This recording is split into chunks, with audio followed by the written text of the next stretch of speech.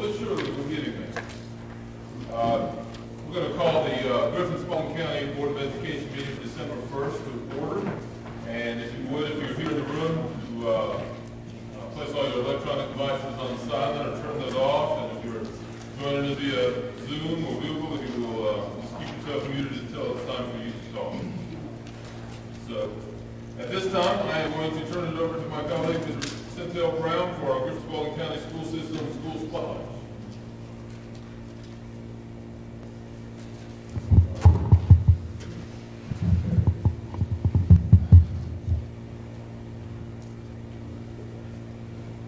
Members, make sure that your microphones are on, and that when you're speaking, if you definitely speak into it, because if the heating fan kicks on, it is very difficult to hear online. All right, Mr. Chair, thank you so much for the opportunity to present the December 2020 Spotlight to the Crescent Elementary. Let's give them a hand. In our Spotlight profile, we asked how many scholars attend Crescent Road Elementary. We currently have 391 scholars, of which 287 are in-person learners and 104 are virtual learners. What is your mascot? The Crescent Cougars. How many faculty and staff members work at your school? We currently have 54 staff members that comprise the awesome Crescent staff. A quote from the principal on why you love being the proud principal. It is a blessing and an honor to serve as principal of Crescent Elementary. The faculty and staff at Crescent have done such an amazing job of meeting the academic and social emotional needs of our scholars during the pandemic. Our parents and scholars have been equally amazing with all of the new processes and procedures. At first, as a first-year principal, during the unprecedented time, I continue to be humbled by the love, care, and level of instruction that our scholars are receiving. Saying that I am the proud principal would be an understatement. It is a privilege to lead the staff and scholars at Crescent. What good things are going on at the school, socially and educationally? Our school theme this year is Crescent is Keep Shining, Crescent Strong. While we may not be dealing with very challenging times in education due to the pandemic, our staff has not let that keep them from continuing to meet the ever-changing needs of our scholars. The teachers at Crescent are teaching both in-person and virtual scholars simultaneously. While this has been a challenge, they continue to meet those needs with positivity and enthusiasm. Whether they are in person or virtual, our scholars are receiving engaging and rigorous instruction, and our teachers continue to differentiate to meet the academic and social needs. We have a strong PBIS program at Crescent, led by our school counselor and the PBIS team. Our PBIS program at Crescent uses the house system. The mission of our house system is to create a community of respectful, responsible, cooperative learners within our school. We have 3 houses within our school comprised of homerooms from various grade levels. PBIS expectations have been developed for both in-person and virtual learning and are consistently taught and reinforced throughout the year. Points are awarded to our scholars for following those expectations. PBIS celebrations take place throughout the year for both in-person and virtual scholars. We also recognize scholars each month as Cougars of the Month. Staff morale is such an important part of a successful school. At Crescent, we are always trying to find ways to show our staff how much we really appreciate them. We recognize a staff member each month as Employee of the Month. Our staff also nominates and selects the PBIS Staff Member of the Month. We provide staff with various treats and surprises for a pick-me-up. Crescent is extremely lucky to have a very active and supportive PTO. They celebrate our staff birthdays each month and provide us goodies for our staff throughout the year. They support our art program and recently purchased Chromebooks for all of our teachers to assist them with remote learning. They are a vital part of the success of our school. What is the school doing to promote diversity, equity, and inclusion among scholars, families, and staff? We are excited about our upcoming professional learning taking place at Crescent on January 5th. As a staff, we are going to focus on understanding the instructional needs of diverse populations through subgroup data analysis. I like that. Through subgroup data analysis. We will have several sessions that will assist our staff in building cultural competency by increasing their awareness of cultural differences and identifying culturally responsive teaching practices to promote culturally responsive instruction for all of our scholars. Staff will also use a data mining protocol to explore the diversity within each grade level. As a school, we have celebrated Red Ribbon Week, Bullying Prevention Month, and World Kindness Day. Our scholars also receive daily second step lessons that are taught and reinforced to promote social, emotional, and academic success through accepting differences in others.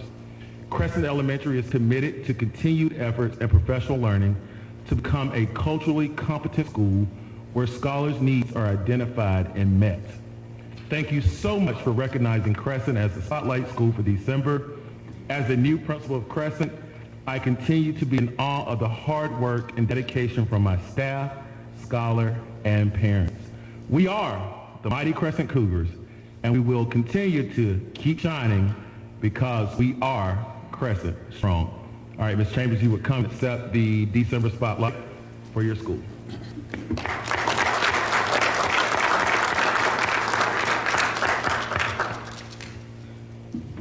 Probably want to join me for a picture as well.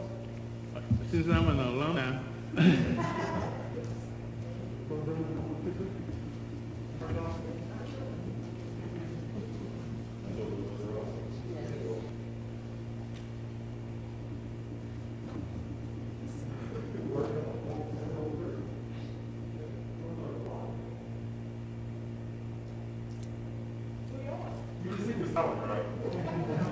Thank you so much. Let's give it another hand.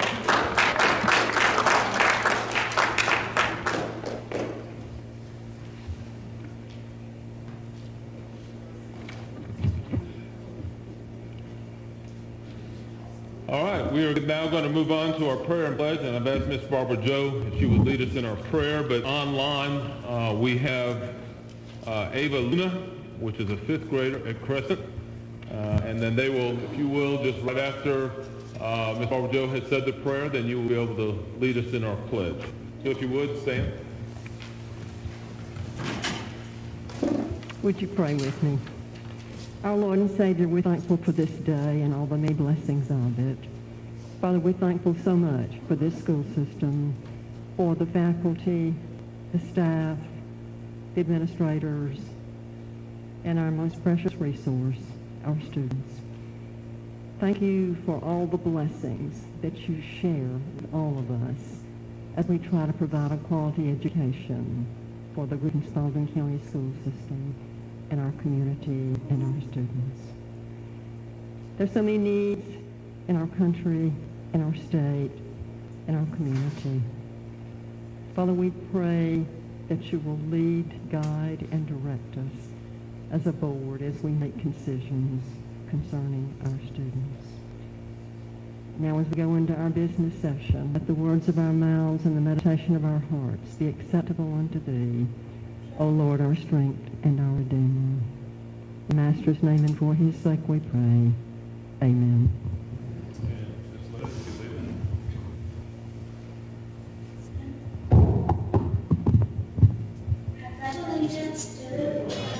Of the United States of America and to the republic for which it stands,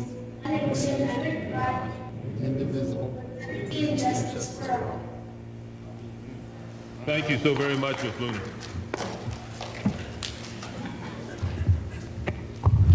All right, I'm going to turn it back over to Mr. Brown for our Griffin-Spalding County School announcements. Thank you so much, Mr. Chair. This is always an exciting time when we are able to involve the scholars that we are here to advocate for. So at this time, I would like to turn it over to Madam President J.C. Barnes for our 2020 announcements for December. President Barnes. Chairman Ross, members of the board, and Dr. Warren, my name is J.C. Barnes, and I am a junior at Fall High School. I want to thank the Board of Education for involving scholars of the district in the policy and legislative process. The announcements for December 1st, 2020 Board of Education meeting are as follows.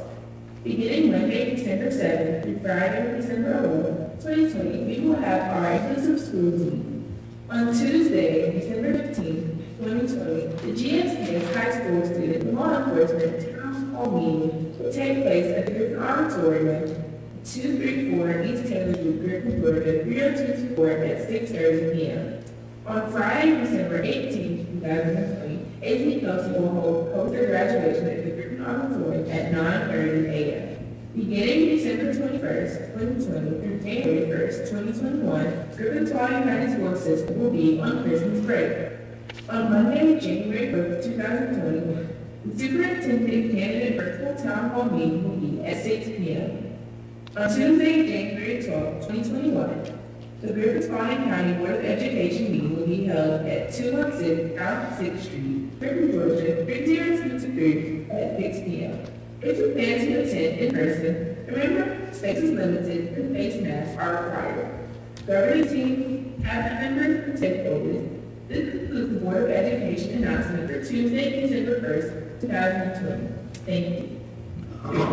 Thank you very much, and we appreciate you doing those for us. And I do want to just also mention there will be more information coming this end of this week about the January 4th community town hall Zoom meeting that will be taking place, or virtual meeting.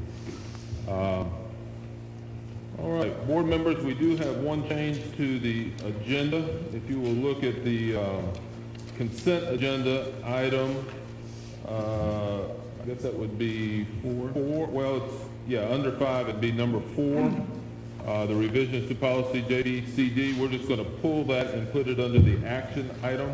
So that will be number 5 in our action items. And with that change, I would entertain a motion for the adoption of our agenda. So moved. I have a motion by Ms.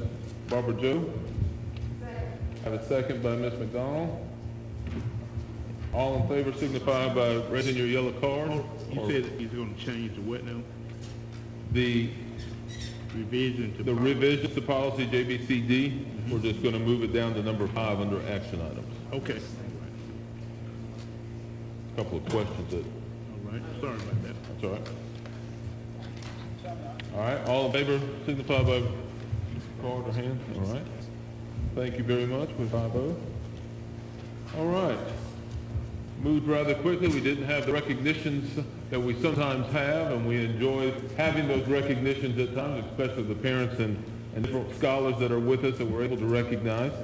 So if there is anyone, we're already so quick, we're not going to take a long break by any means. So, but if someone does need to slip out at this time, feel free that you can do that. But we would love for you to stay for the rest of our meeting. For public comments, I do have 2 for sure that are signed up, and I will double check and see if we have any others as we're going through that. But I think first we have Ms. Patricia Johnson. If you will go to the stand. You have already read the information as far as the time frame. You can just state your name and we will go from there.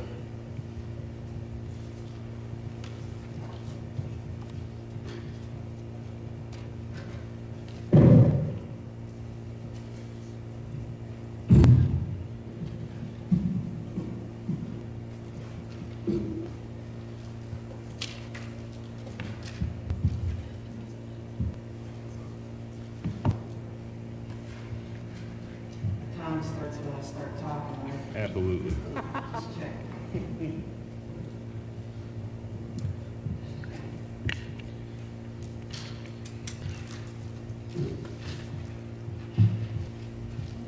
Good evening, everyone, board members, central office, and distinguished attendees. First, I want to start off by congratulating Crescent Elementary for their for the spotlight for the month. Congratulations. Not going to be before you long, and I know I'm like the elephant in the room. I was looking over the agenda for tonight's board meeting, and much to my dismay, it was minus an agenda item. And that is in conversation about the pandemic and where we're at as a district. I know before the Thanksgiving break, There were surveys that were sent out, parents given an opportunity to look at what it's going to look like for the next semester. But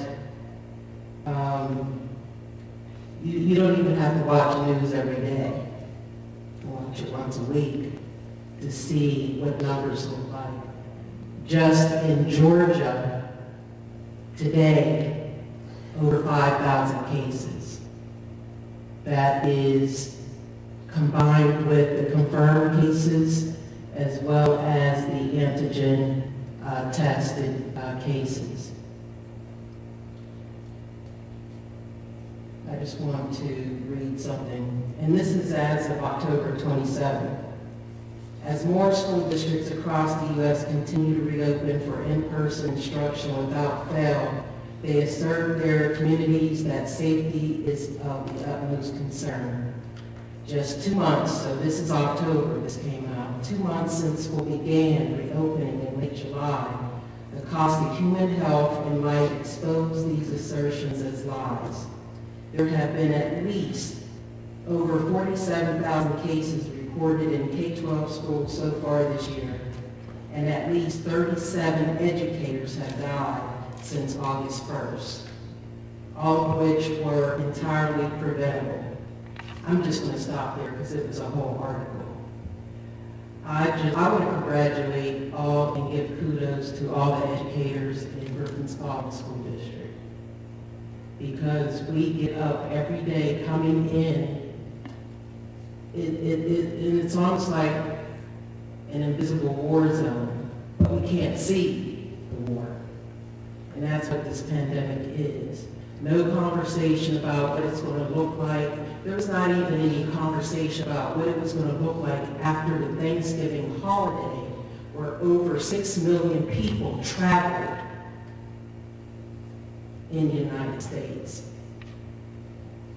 So I am just asking that maybe it's not an agenda item, but maybe that item needs to be on the forefront of board members, central office, all those whose pay grade is higher than ours, to consider what it's going to look like when we return from the break. Heck, what is it going to look like before the break? Because just in Howard Road alone, on one day, we sent 12 students home. Thank you. Thank you, appreciate that. And next I will call Ms. Give me just a second, Ms. Shawanda Dukes.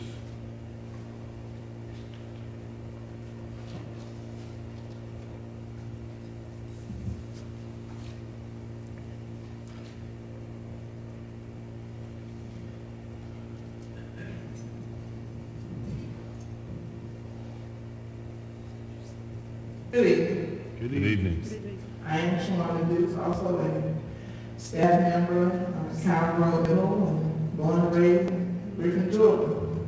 And it's not my third or fourth time coming.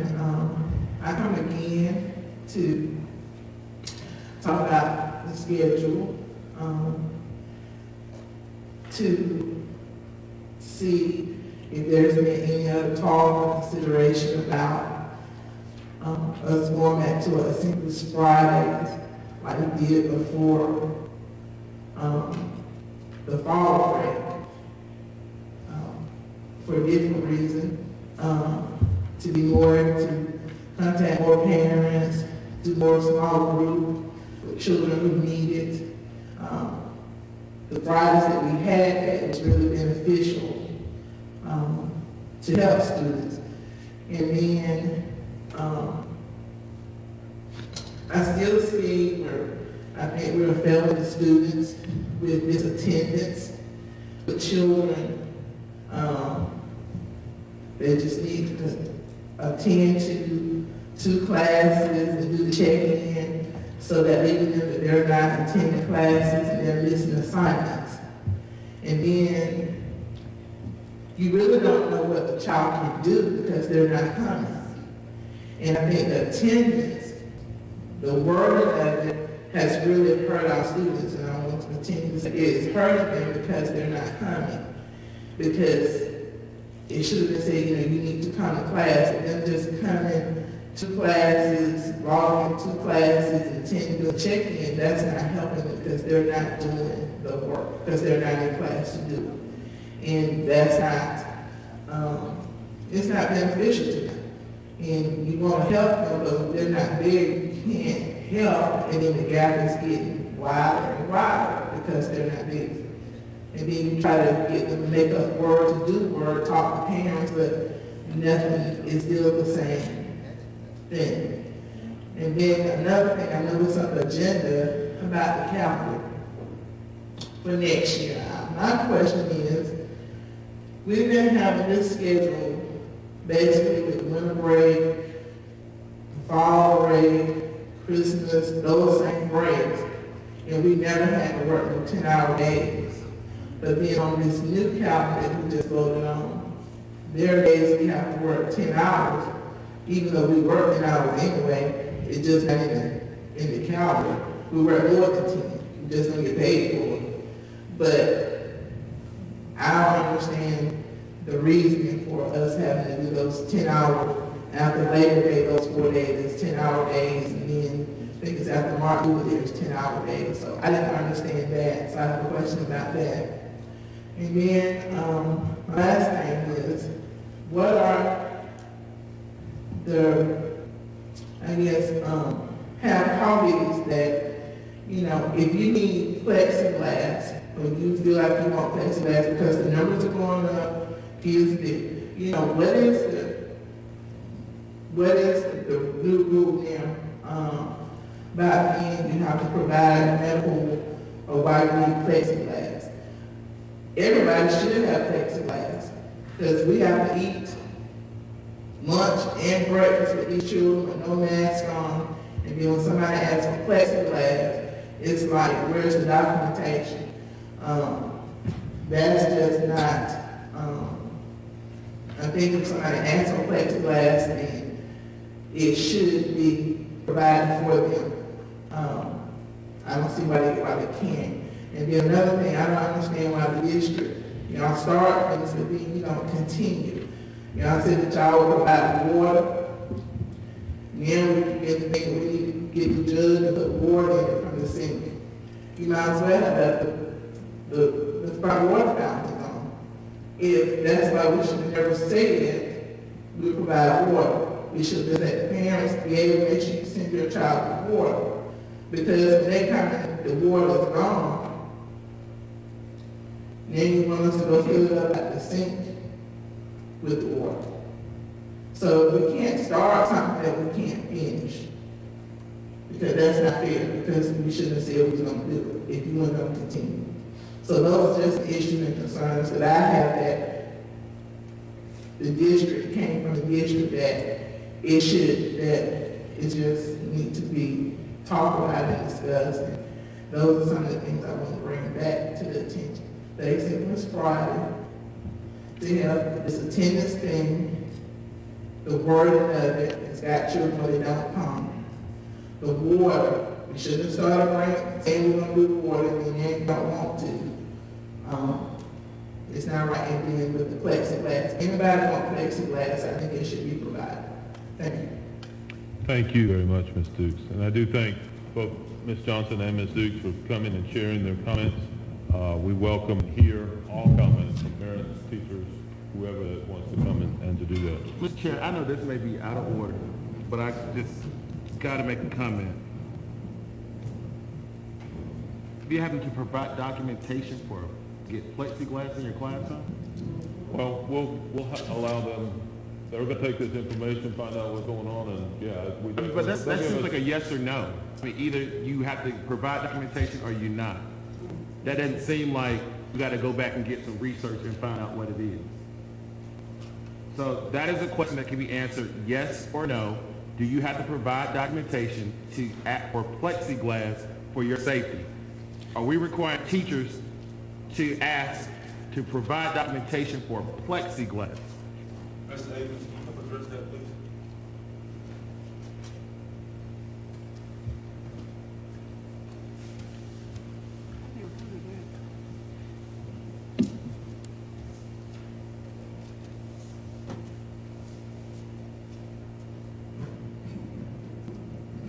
short answer to your question would be yes.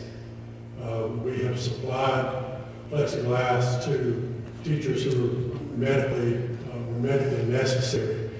Now, what was talked about earlier was the face shields and things of that nature that we have made available to everyone to be able to use at their request. And we've sent out several times and we get requests, even additional requests for those face shields and things that we have. If you're talking about the full pieces of plexiglass, yes, sir, the shortages out there, I was trying to get those for them, but from the beginning, the larger pieces of plexiglass, we have utilized those for people who had a medical necessity in order to come in. So due to the shortage, that's why it's a necessity for them to be able to provide documentation. That's what we've asked for, yes, sir. Okay, but in the beginning when they requested, there was no documentation. No. Okay. No, yes, there was. I'm saying no, that's not correct.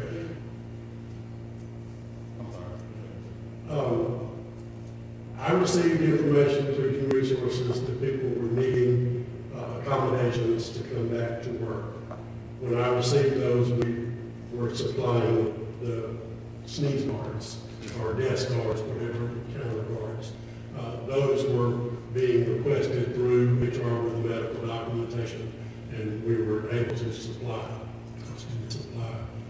a lot of those. But like I said, the face shields, the gloves, the different things like that, we were supplying on request. Thank you very much. Question? Is it okay if I ask him a question? You can. Good evening, Mr. Aigan. I think we all know that since October 19th, the situation has changed mightily in our country. And I think and hope that our district would take a different look at things now and what we're asking all of our employees to do. And I love Ms. Johnson's analogy of the war zone, but you don't know who your enemy is because you can't see the enemy. I have read that before. I had forgotten about that, but I think that's a great analogy, and thank you for reminding me of that. But I would hope that with everything that's going on all over our country, because we are on fire with COVID, everyone knows that we would give our teachers the opportunity to get the necessary components they need to feel as safe as they can be in their own rooms until this thing subsides a little bit. And I don't know why we wouldn't do that. Is there still a shortage, number one? It's difficult to do those. Okay. But I want our teachers protected as much as they can be, whether they have a medical or not, because we're asking them to go into the war zone that we don't even know where it is. And I don't know, I'm just really concerned about everybody at this point, to be honest with you. So it's something we can continue to look at, and as you develop these answers to be able to get back with our teachers, obviously we'll be CC'd on that and what those answers would be to those questions. But I just think it's more deeper than just looking into. I just cannot imagine being in a situation where I don't feel safe. And you want me to teach. You want me to put my best foot forward and teach, differentiate instruction, and do all this stuff, but not feel safe. As I call myself, historical educator, as was a classroom teacher, I can't see myself doing that. And I wouldn't do it. I would be raising all types of hell just so that I could be safe. And so I want central office to do it, but I want the board to take a stand. Let's not pass the buck. I want the board to take a stand and take a position and have staff to get whatever resources, whatever they need to get, whether they have to go pick it up themselves and get it, order it, whatever the case may be, to ensure that our teachers are safe. Let's not pass the buck. Let's not wait around for emails. Let's put some action behind what we're doing. Because I think we all know, until there's effective vaccines out there, that in our country alone, we all know, we're all educated, we're all pretty intelligent in this room. It's going to get much worse before it gets much better. And I think it's going to get worse in our own district before it gets much better. So I want our teachers protected, and I will support what Mr. Brown just said. I want our teachers protected as much as they can be protected. And the cost, I've said this before in this room, you can't put a dollar figure on a child's life or a teacher's life or one of our employees' lives. You can't. And I'm real passionate about this, and as long as there's breath in me, I will remain passionate about it. And I wanted to publicly thank Ms. Dukes and Ms. Johnson for yet again coming back and letting us know what you face every day. I try to stay in contact with as many people as I can, but you know what? You got people here that are going to go rah-rah for you. And I took copious notes, and I just wanted to say publicly that I appreciate you coming back. Thank you. Absolutely. Mr. Aigan, could I offer a resource? There's a kindergarten teacher at Moore Elementary. Her husband works for a company, and they made death shields for her. I would suggest if you're having a difficult time getting it through whatever resource you're dealing with now, you might want to check with them, because I think their company is in Hampton or somewhere there, and they, I can't think of the lady's name, but she teaches kindergarten at Moore Elementary, and her husband made some stuff in her classroom, and I just want to throw that out there so you have a different resource than what you probably have. Awesome. Thank you very much. And thank you, Mr. Chair, for letting me address the body. Absolutely. Board members, then I would entertain a motion now for our consent agenda. So moved. Second. Mr. Brown, second by Mr. Holmes. And let me regress just one second. Ms. Joni, there wasn't anyone else to sign up, was there? Okay, I just wanted to make sure I didn't leave anybody out. So all in favor for our consent agenda, your yellow card or your hand? 55-0. All right. We will move then on to our action items. Mr. Chair, Yes, sir. there was one thing I wanted, and excuse me for allowing it to slip my mind. I wanted to take it off the agenda, on the consent agenda, and maybe put it, Under no way? yeah, on the no way. Right. You know what I'm talking about? I know where you're going. Okay, well, that's the retirement of Miss Joni Mullins. I think we need, Cannot retire. Nope. we need to discuss that a little further.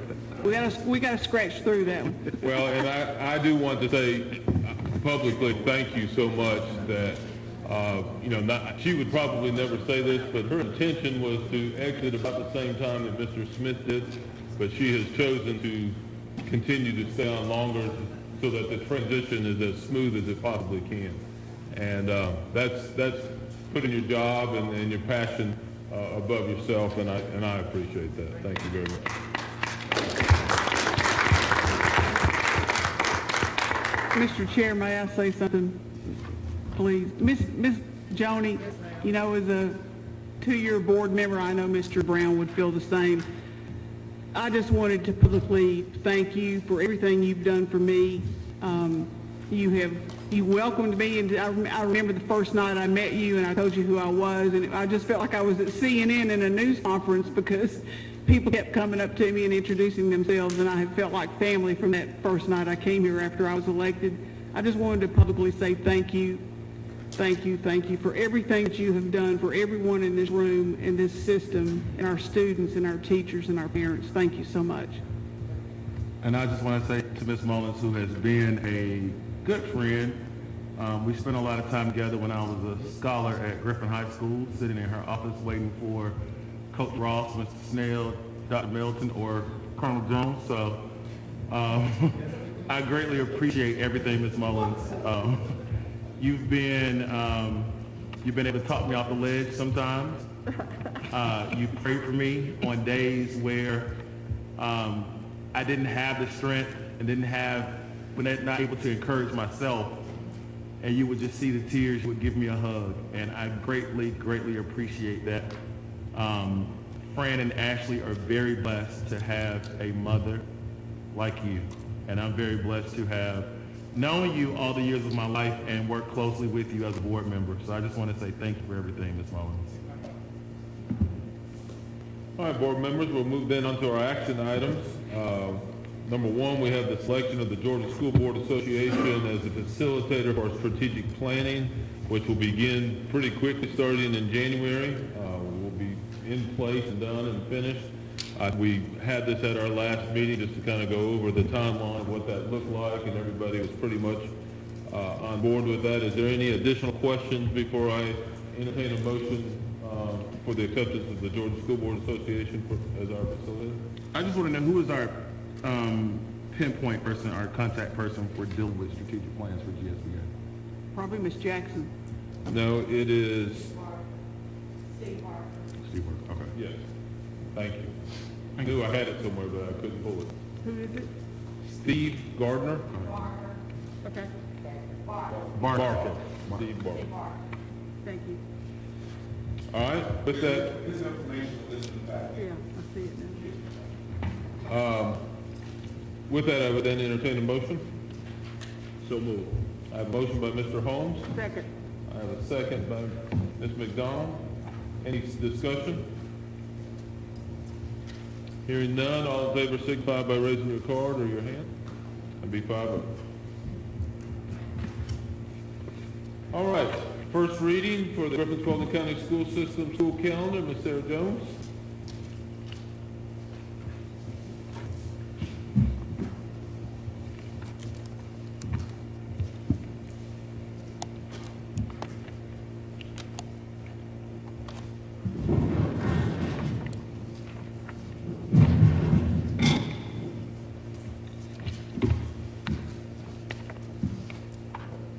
Good evening. Good evening. Good evening.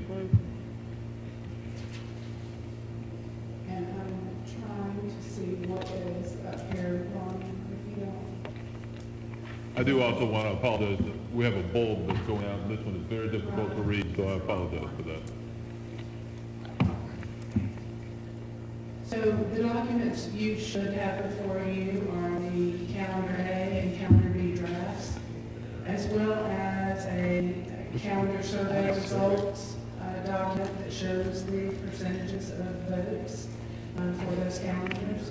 You should also have a staple document that has the comments that were listed with the survey. Okay, thank you, ma'am. The document that you see up on the screen and the survey results shares the option A, option B percentages. So you see with option A choices, it ran at 76.37%, with option B at 23.63%, with option A being the majority choice. And the comments that were listed that you have in your associated document vary from the discussion about the 4-day work week, 10-hour days, to some liking it, many disliking it. Some took the opportunity to make some COVID comments. They're varied all throughout on that survey. So we wanted to be able to bring the document to you as an action item to have for any discussion, any questions that you may have. Board members, any questions? Ms. Jones, did you get any feedback about those, trying to find it, 4-day week? In the feedback we did, there was a lot of feedback shared about it. I also, I had, it was either 2 or 3 emails where staff members had messaged me directly, and I sent out an email to all GSCS to help them understand. And I know, Ms. McDonald, that was something that we shared at the last board meeting, where the question was, has this ever been done? It's not been done. That did not come forward. My comment that evening, Ms. is still the comment that I would say today, which is, had the idea come forward some years prior, we would have put it in a calendar option in years prior. And if I may, just because it was brought up here tonight as one of the comments, was the idea was one that was supportive of teachers. What we were trying very hard to do was present one of the calendar options, which we have to present them in different formats to choose from. What we were trying to do is not tap into earlier in July. That is typically our new teacher orientation week. We were trying very hard and wanted the calendars to end prior to Memorial Day, so we wouldn't be coming back a day or possibly two. That May 31st, I think it is, on the A calendar, and June 1. We were also trying to not tap into the October break, the February break, Thanksgiving break, and Christmas break. Some of the comments that you would see in the survey have to do with why can't we just have the same calendar every year? And it's not as simple as that. Because our annual calendars change, just like Christmas this year, December 25th falls on a Friday. Next year it falls on a Saturday. And so it depends on where holidays fall, where breaks can be put in. So we can't just say, hey, we're going to do the same calendar. It doesn't work that way because of the evolution of the calendar. But the idea for the 4-day, 10 hours, as you shared today, many of, you'll hear teachers say, we put in hours. We were trying to support that endeavor where we wouldn't have to tag into some of those other breaks. So it wasn't, if there's anything I would want everyone to hear, it certainly wasn't meant as an affront. It was meant to try to support not having to isolate 2 additional days somewhere else in a break or further before pre-planning or after post-planning to identify a day. But as I've said, calendar committees that pull together to discuss options, ideas that come after we bring to share the information with cabinet. The whole reason for draft A and B calendars to be brought forward and to establish a survey is to get that feedback. So we always know that there can be suggestions and modifications to those calendars. We're certainly open to that, but I want to be very clear about the 4-day, 10-hour days. It has to be in a week where there's one holiday, so we can still get to the 40-hour work week, because not everyone, while our certificated staff may be contractual, we have hourly employees as well. So one of the suggestions that was a great idea that came from a counselor at one of our elementary schools, and she asked, could this 4-day, could one of these 10-hour days be a PL day, or could it be a pre-planning day or a post-planning day, to give us more time in that vein. The way the calendar falls, it has to be where there is a week that has one holiday in it, or one day off in it. So you can do the 10 hours to get to that 40-hour work week. So I hope that maybe better explains the idea. It was honestly a very, I think it's an out-of-the-box idea. I think that, again, if that idea had come forward in prior years, I would have presented it to you in prior years. It was one that we were trying very hard to support staff in that way. I'm sorry. Can I just make one short comment? I apologize. I've never stood up in a meeting like this. Sure. But I think one thing that might make employees feel better, you're getting credit for working 5 days on those 4 10s. And so you actually are reporting to work 188 days instead of 190 days. So I don't know if that's come across clearly or not, but you're getting credit for the time worked, and that's how it's compacted into a short time frame. So I hope that makes you feel better since you're already working that long. No, I appreciate that, and that's those 2 days, we were trying to avoid having to put back into the calendar somewhere. So I hope that better explains the idea. I'm sorry. Right. Thank you.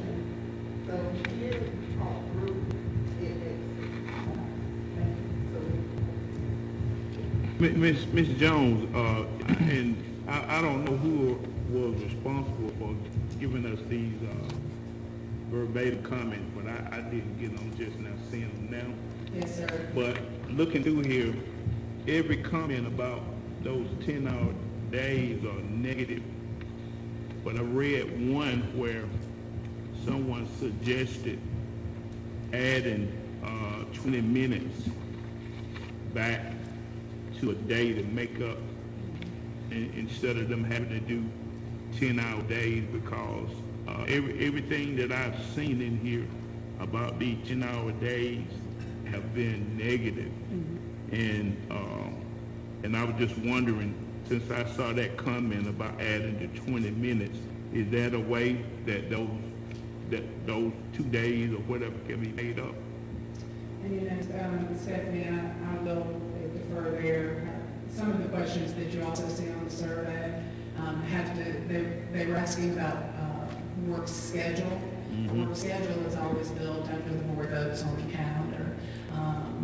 And I will say, Mr. Holmes, I have read every comment that's here, and there are comments that are kudos for an out-of-the-box idea. I love it. I work 10 hours, oftentimes, and we appreciate not having to stick those 2 days elsewhere. But there are a myriad of comments that I would have to do that. Let's just add 2 additional days to the calendar. So it does vary within those comments. I would also, Stephanie, I'm sorry before you mentioned that, I would also like to say the window on the survey just closed yesterday.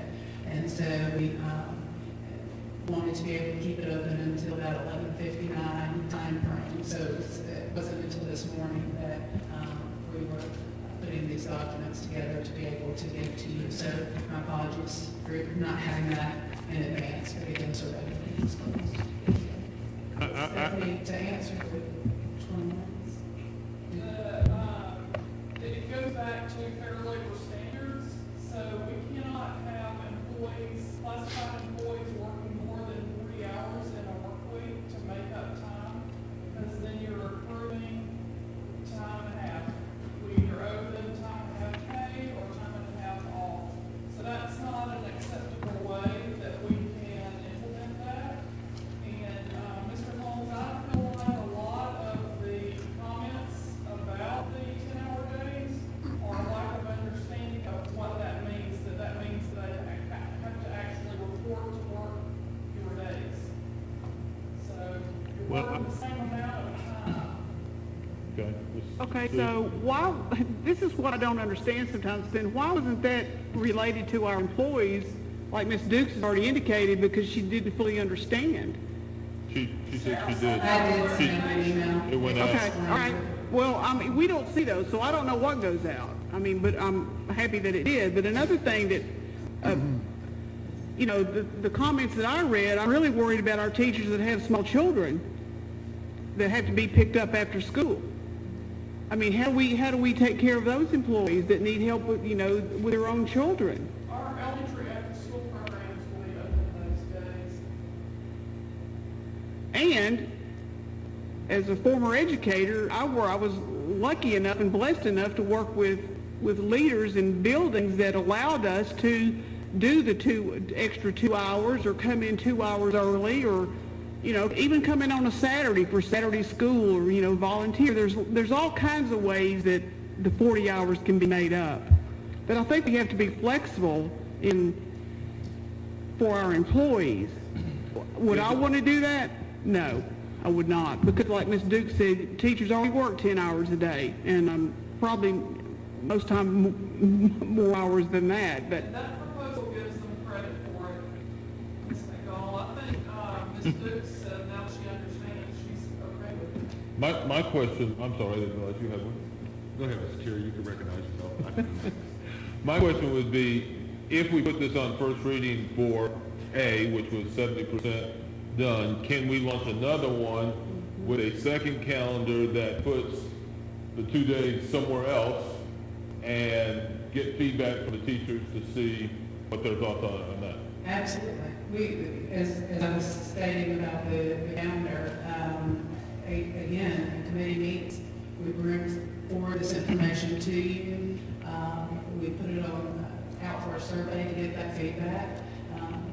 You know, the board, you can come to me and say, if you'll modify this, or hey, can we go back and try 2 different calendars? All those things are possible every year. That So would be happy to wonderful. do that.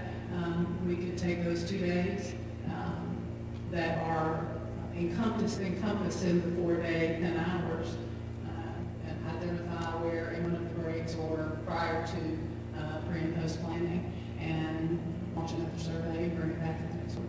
Sure, that's fine. And I think, and to your point about the 2 calendars, and you know, I know you said you sent an email out and you were able to explain it in less than a minute what the 10 days is about. So again, we are in the business of educating people. So maybe we can be creative. Adam, we're going to call on you, communications, to maybe put maybe a video together that explains the calendar in maybe in less than a minute or 2 minutes. I think teachers will be more inclined to look at something like that. They can look at while they're in their car, while they're at lunch, or whatever the case may be, that they can see that.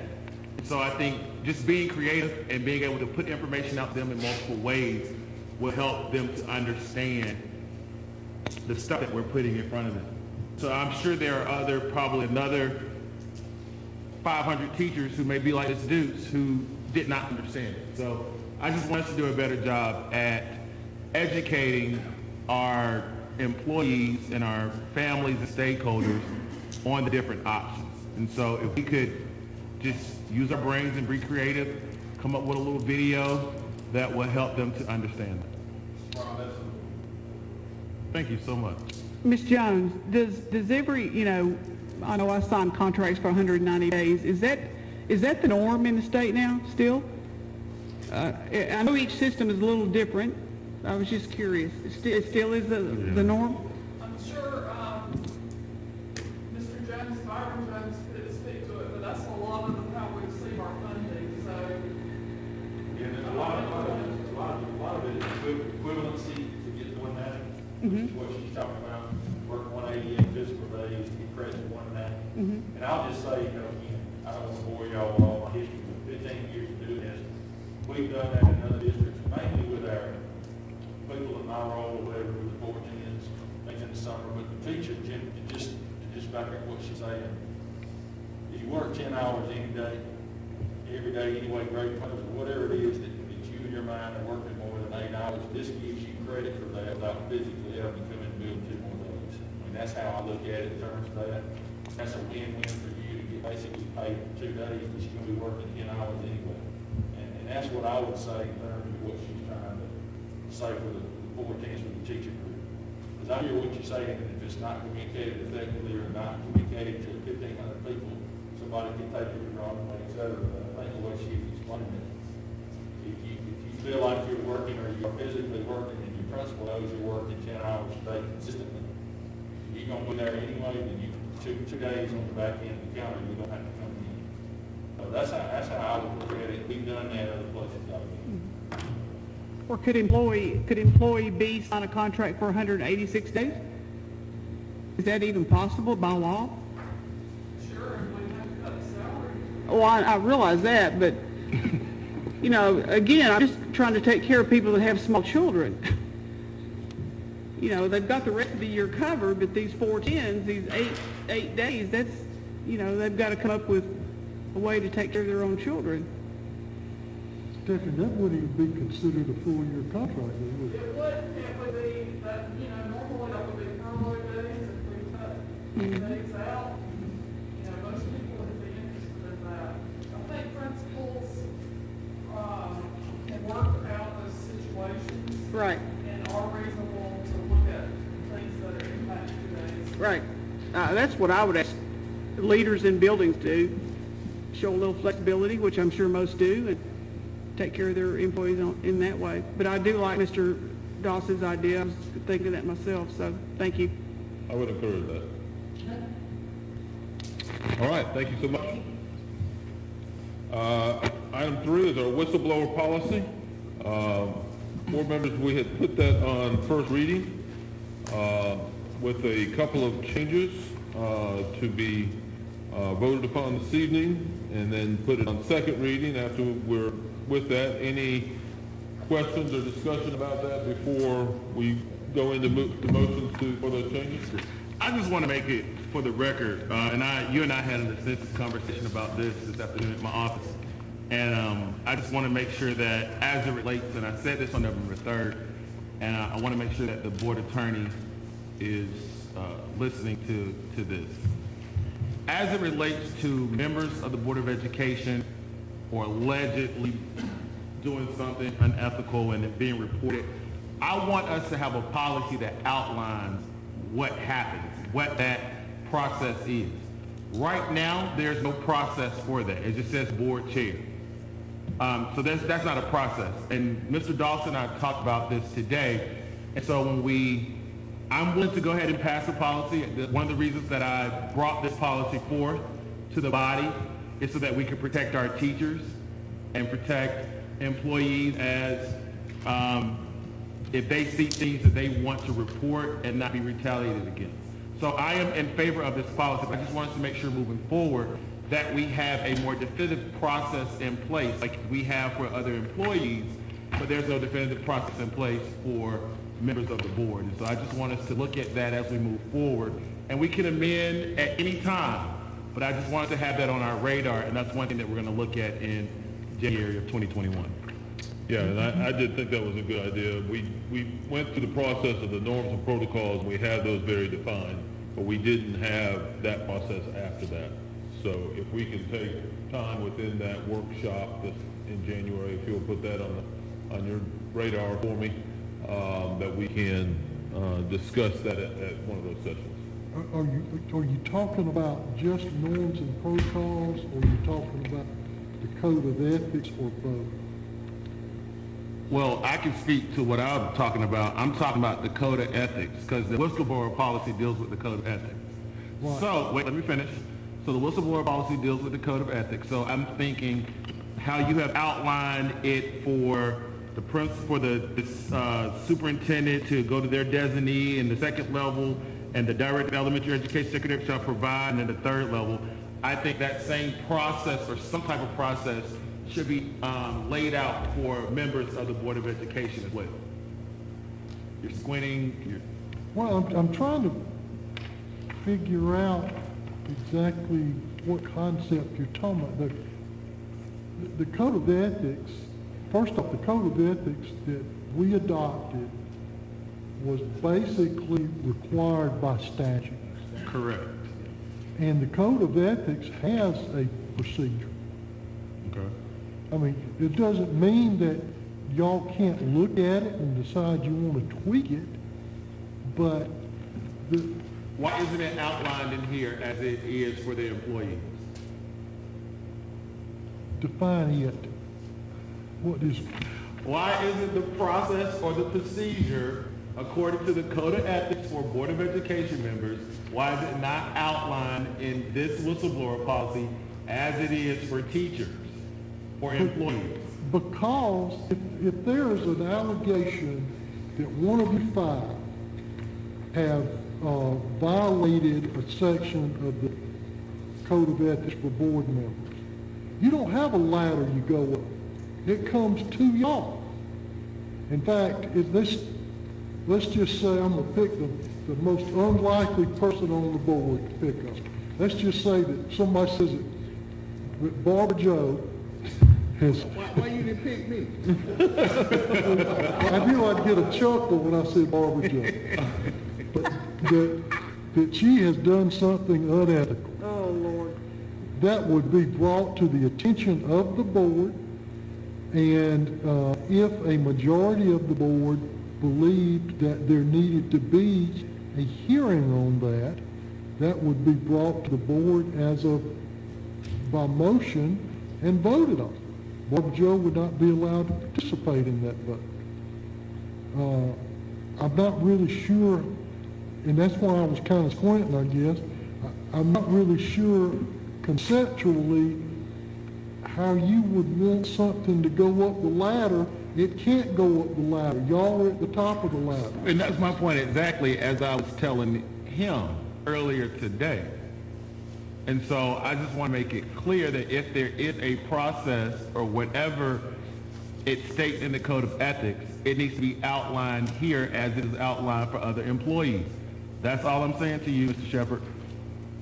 So what happens? And with that, the big difference here is, right now, when we put the norms and protocols together, we did that for our self-governance of one another. And we did that to be an internal mechanism for us to deal with those issues.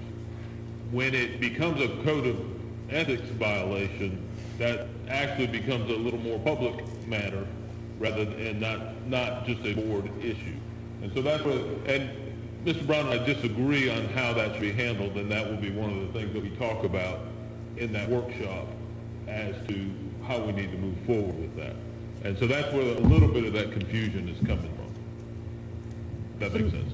So, Mr. Shepherd, Ms. Cook's in trouble. We vote. The vote is 2-2. Then what happens?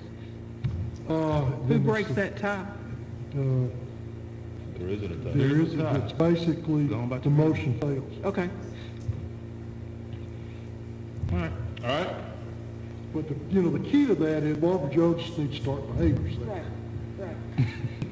All right, so then with the whistleblower policy, on the second page, I believe, is the first change, and it is in red, if you saw that. And so I need to entertain a motion to accept that change. Mr. Chairman? Yes. Can we make this a little bit easier? Sure. The motion, Always. all it needs to be is approve it on second reading as amended. As amended? Okay. Mr. Smith and I didn't communicate very well about that, so I don't think he understood. Yeah, I got that I had to do them individually, that's why I was. Right. All right, so I would entertain a motion to put the whistleblower policy on a second reading as amended. So moved, and I'm excited that we're able to move forward with this. Second. I have a motion by Mr. Brown, a second by Mr. Holmes. Any further discussion? All in favor signify by raising your card or your hand. 5-0. All right. Thank you, Mr. Aigan. Are you back? Oh, you're back with me. Our safety camera contract agreements. Hope this will be just as easy. This is several discussions that we've had over this, and I do apologize that Mr. Shepherd and I miscommunicated with that about the stop arm camera. We still have work to do for stop arm camera, but we wanted to move forward with the speed zone cameras that were discussed earlier, and move forward with the applications to the county. And we will do this separately again when the city is on board. So each time we're doing that. Any questions about that, board members?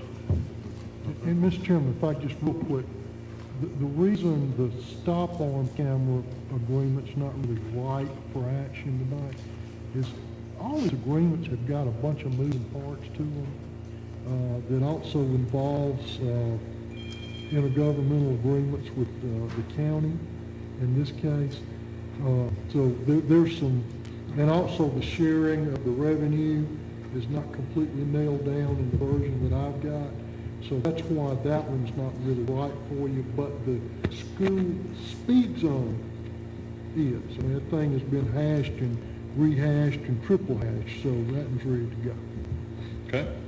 So I would entertain a motion to move forward with the school speed zone cameras with the Spalding County Sheriff's Office. And So Bureau of moved. Mobility. So I have moved. a motion by Ms. McDonald. Second by Mr. Holmes. Any further discussion? All in favor signify by raising your yellow card or raise your hand. All right, 5-0. All right, from our consent agenda, we move item 4, which is the revisions to the policy JBCD, the transfer and withdrawals. And Mr. Holmes, Mr. Brown, I believe had a question that he wanted to ask about that? Yeah, I just wanted to ask these questions out loud for Mr. Kelly to be able to answer. He did provide a written response, but I just wanted to go on the record for these questions. So the first question is, Mr. Kelly, what information is being reflected on an amended IEP for students with disabilities?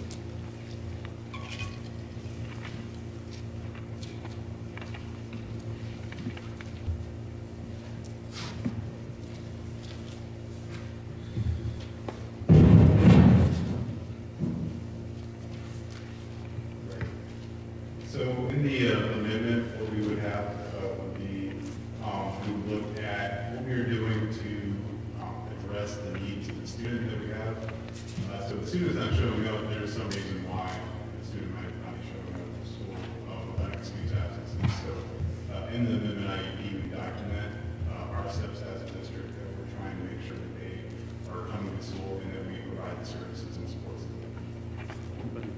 The second question is, which they're going to get back to me, but do call-offs reflect that teachers are reaching out to parents to understand or rectify the absences before withdrawals? So the district policy will be that's where you document the contact with parents. So that's what that would be. Definitely, if it gets up to that higher amount, we do have a process that we utilize social workers for those unexcused absences.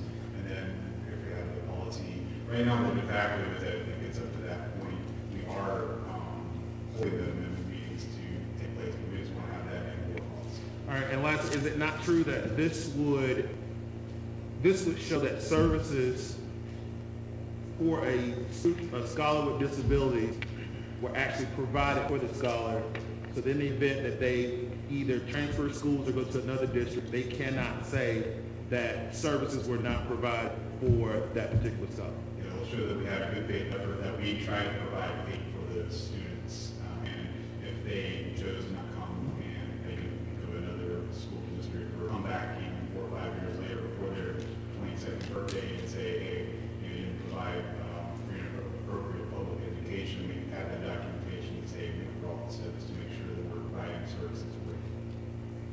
Thank you. And that's something that we didn't actually discuss and we didn't talk about, so I'm glad that we were able to get that information. Yes. Awesome. All right, I would entertain a motion then for the revisions to policy. Mr. Brown has made a motion. Second. Second by Mr. Cook. Any further discussion? All in favor signify by raising your card or your hand. Thank you. It'll be 5-0. All right, I know Mr. Brown is dreading this, but our social studies update. I'm just kidding. Mr. Cesario, you with us? Yes, sir. One of my favorite times of the year.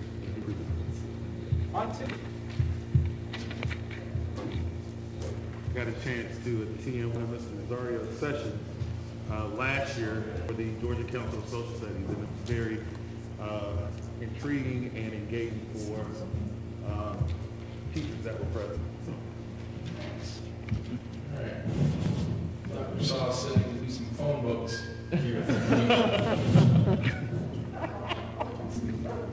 Dr. Sauce is one to talk.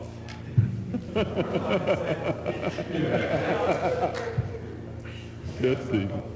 Mr. Chair, members of the board, cabinet, colleagues, friends, I'm Tony Casario. I'm your social studies coordinator. It's a pleasure to be here today to share the good news of social studies in Griffin-Spalding County Schools. Before I begin, I was sitting there and I was realizing, and I was listening to Mr. McDonald, and my 2 years is coming up 2 weeks. I'll have been here 2 years. And I got to tell you, and I think I've mentioned this each time I've been here, but this has kind of reminded me. Since the day I've come, I have felt completely welcome and part of a family, literally from the moment I've arrived. And it's a testament not only to the board, but definitely to my friends and colleagues that are sitting out there, because, and I know I don't have much time, but when you've been secluded because of our current crisis, and you get to see people, actual people, for the first time in a long time, it's a great reminder of how much you miss them and appreciate them. So I wanted to just start off by saying that. So it was 2 years ago that we got started. And the very first thing we did, Lonnie will continue, was to take a look and create a vision for social studies in our district. As you know, there wasn't a social studies coordinator here before me, so I was able to really start from scratch, and it's been a process I've enjoyed. So I needed to create a vision that would help guide us if there were questions, comments, concerns, ways, places we could go to be able to answer the questions that would come up in social studies. So a balanced vision for social studies that contains 3 components. And I've shared this with you each time, but I want to continue to share this with you. It's also on our website. There's 3 components. The first one is we want our scholars to engage in historical inquiry. That means we want them to be able to ask questions and find answers on their own. We want them to be able to connect and contextualize. And that's a huge, huge feat. It's needed more today than probably ever in history, maybe. And then we want them to be able to decide and act upon those decisions, because that's what it means to be a good citizen. And we've had lots of great opportunities to view citizenship in action this last year. I like to say everything's social studies. And I've been yet to be tripped up, because everything really is social studies. So as part of that, engaging in historical inquiry, we want students to ask historical questions, read like historians, and investigate multiple sources. When they connect and contextualize, we want them to identify connections. We want them to place events in their time and their place, and then want them to keep perspectives in their context.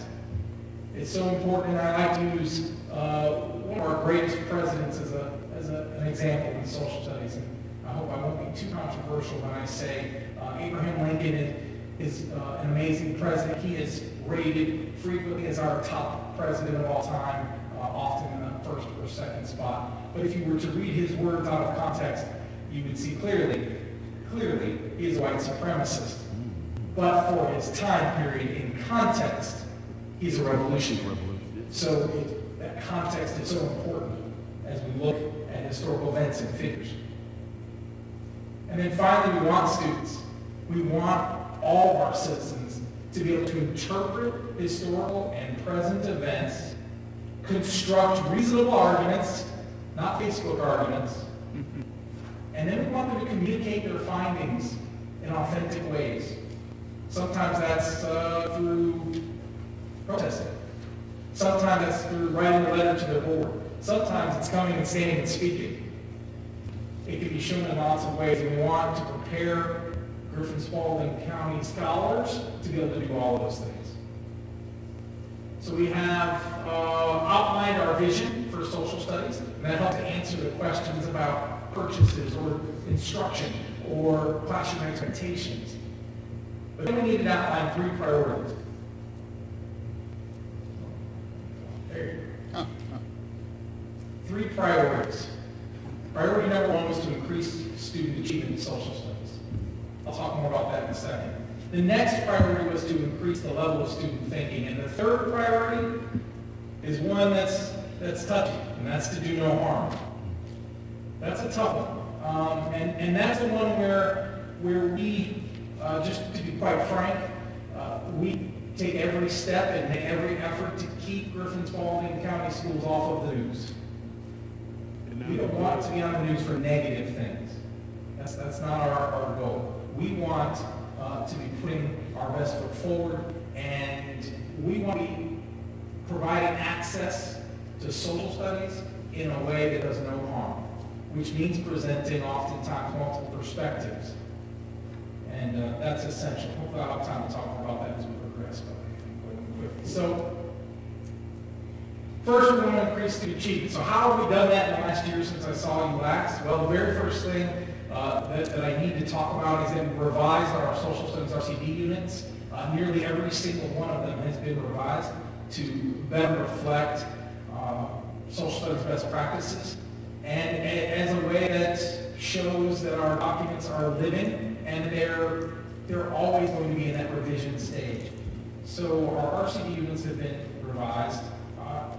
In 5th grade in economics, we've provided resources that we've never had before. And it's thanks to federal programs and thanks to the board and cabinet for allowing us to make those purchases to put resources in those specific classrooms. But I must tell you,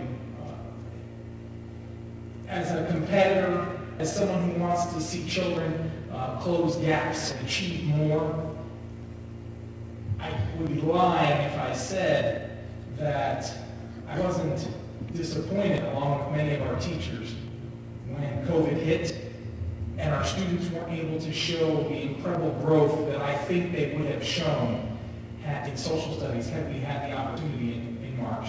And of course, Ms. Person,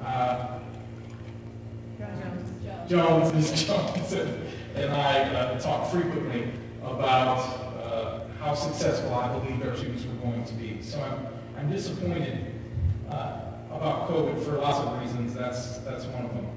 And then, of course, fifth grade economics are starred because those have been removed from testing, which has pluses or minuses. I'm not going to politicize it, but I will say it does give us, it gives us at least an opportunity to look for other ways to demonstrate student mastery. So we're going to be looking for those as we progress. I do believe, even though there'll never be a way to show it, that even during COVID, our students will show growth from where they would have been had we had COVID for multiple years in a row. I do think our teachers are better prepared in 8th grade in U.S. history than they would have been otherwise. So I'm hoping that we'll at least be able to show something positive when those assessments roll through. So we also want to increase the level of student thinking. We've done that a number of ways.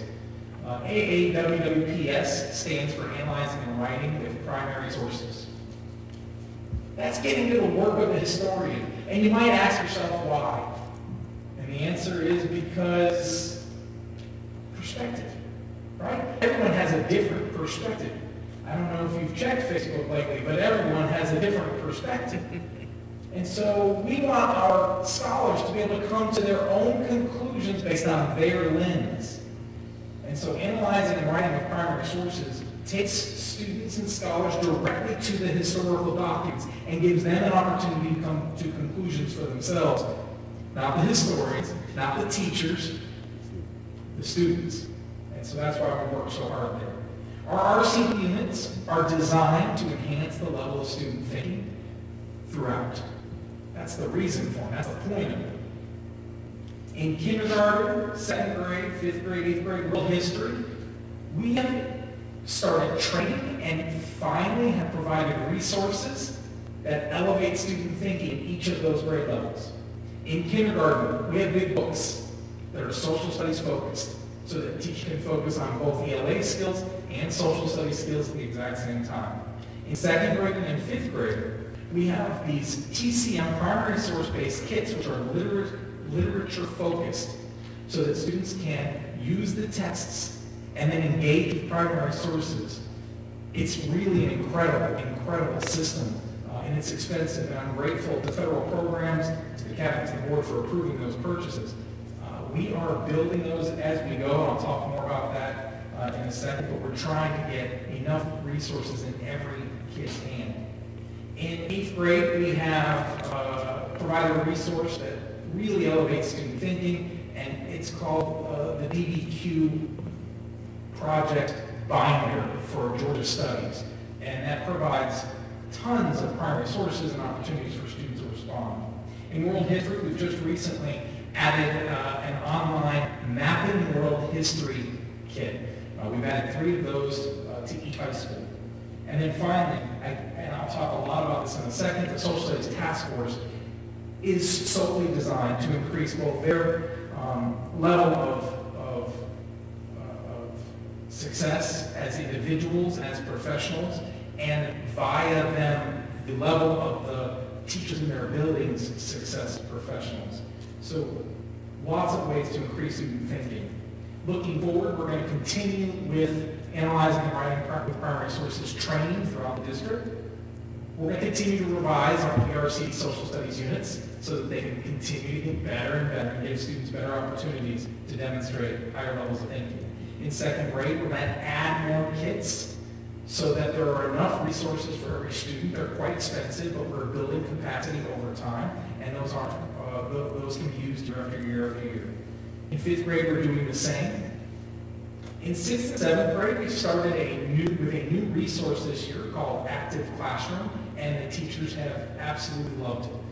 I've received only positive reports. In fact, in our meetings after our surveys with all of our schools, I've heard frequently from our middle schools that they don't really have a problem with integrating 6th and 7th grade social studies instruction in a hybrid setting.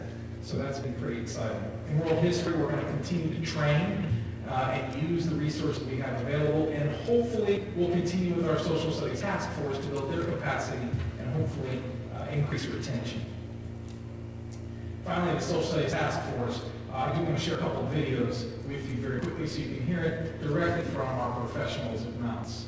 How about that first one? GSCS is the Georgia Council for Social Studies Conference, and I'll tell you what we did in a second. Hello, my name is Tracy McGee, and I'm a 5th grade science and social studies teacher at Jordan Hill Elementary School. I just wanted to take a moment to let you know how the GCSS conference last October changed the way I brought instruction for social studies into my classroom. Now, I will have to admit, I tried to find some activities that my students would really be engaged, they would be excited about social studies, but it always seemed that they were just writing down facts. And we would also bring out that famous old social studies textbook, and I would ask them to open up to the correct pages. They would take turns reading, and then we would answer questions, and then boom, I've already covered social studies standards for the day. Well, the students did not quite retain all the information, and they did seem quite bored. Every time we had a survey within Spalding County about what professional learning we would need for the following year, I always put something down about the social studies content and that teachers needed more training or they needed more activities that would rigorously engage the students in social studies. And rather than teacher-led, it was student-led. Well, when I attended the GCSS conference, it opened so many opportunities and doors and sessions. There were so many sessions at the conference, I could not attend them all. So I wish it was at least a week. Or I would love to go again so that I could gather more activities that I could put into my classroom, into practice, and let the kids become rigorously engaged. One of the main sessions that stood out to me was primary sources. There were several great activities that were related to primary sources and how the students analyzed documents, and they would look at pictures from the past, and there were artifacts, and they would get up and they would move around the room, and they were engaging with each other, they were collaborating with each other. It was student-led, and they were able to make connections to the social studies content rather than me telling them facts, okay, this is what you need to know. Not only did the conference allow me to collect all these great activities so that the students were engaged, I was able to collaborate not only with my Spalding County teachers that teach social studies that came to the conference, but also with teachers in Georgia and around the nation as well. I would also like to say that this conference gave me a lot of confidence in bringing social studies to the classroom. My students are no longer bored, and I would love to go again to the conference, or maybe it would even last longer, but it has really changed how I teach social studies in the classroom. Thank you. So, yeah, that's great, isn't it? I appreciate that. It's with your help that she was able to go. It costs money, and I cannot tell you how much I appreciate the support of everyone in this room to help teachers like Ms. McGee attend a conference in her own state. It's amazing to me Before that, not one teacher in our district had ever attended the Georgia Social Studies Council's conference in Athens. No, we had 23 teachers attended the conference, and that needs to be applauded because those teachers came back, and not only did they bring amazing things back to their classrooms and their colleagues, they felt empowered. And so the retention rates are incredibly high just because they feel they're supported in our district with the work that they're doing. And so it's my hope it will continue in the future, someday, to be able to support teachers as they progress. We also sent a couple teachers to the national conference, and that's huge. And let's just hear from one for a quick NCSS for me.